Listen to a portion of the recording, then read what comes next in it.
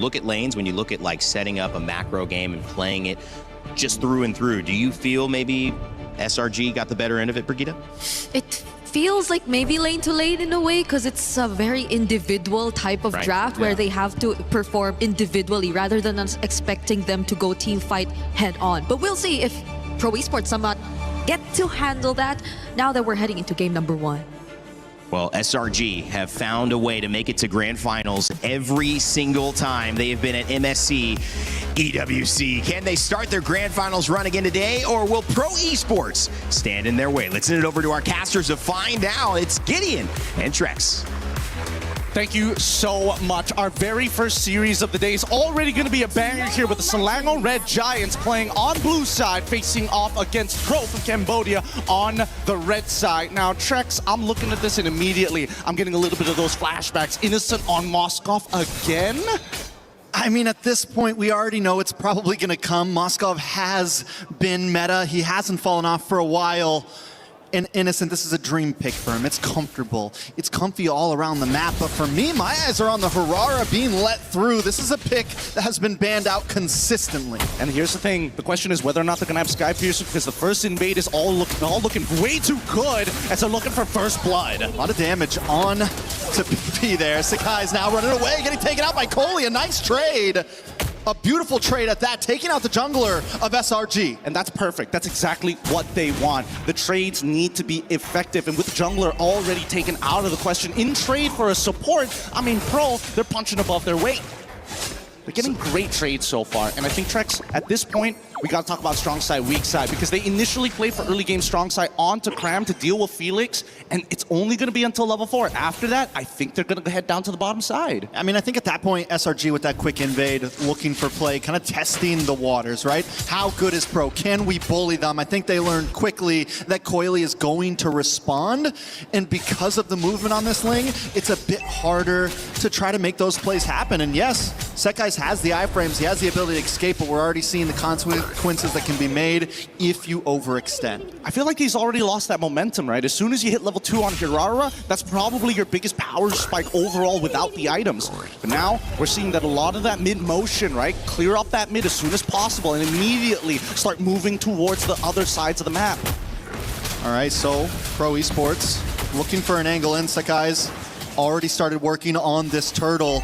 𝗏 making the way as well, does have level 4, can put out some decent damage, watch for the stun, but SRG's not going to try to rush this either as 𝗘𝗦𝗢𝗏𝗏𝗏𝗏 goes for the orange buff, a little bit of damage onto 𝗡𝗏𝗏𝗏𝗏's. 𝗏𝗏𝗏𝗏𝗏's making his way in. Sorry, 𝗏𝗏𝗏𝗏𝗏𝗏𝗏 gonna back off. No big angle from Pro just yet. 𝗘𝗦𝗢𝗏𝗏𝗏𝗏𝗏 has to finish this orange buff as quick as possible. He's gonna look for the angle in. No Finch poise just yet. Gets a nice little bit of damage on 𝗏𝗏𝗏𝗏𝗏𝗏's. Tempest Blaze does, comes down, gets the knockup, plus the turtle, and a lot of damage on 𝗏𝗏𝗏𝗏𝗏𝗏's. He's taken out. Pro Esports looking for the next target of 𝗏𝗏𝗏𝗏𝗏𝗏 runs away in shambles. Sorry, 𝗏𝗏𝗏𝗏𝗏𝗏𝗏𝗏 with a kill under his belt, making a purple buff as well. The conversion is going to be good. Pro played that perfectly, knowing the Wrath of the Dryads was in the hands of Stormy. Already gave them an idea, hey, they're looking to team fight, but they're not clearing this Lord fast enough. When we this turtle fast enough, let's look at the replay one more time, because 𝗏𝗏's job is very different.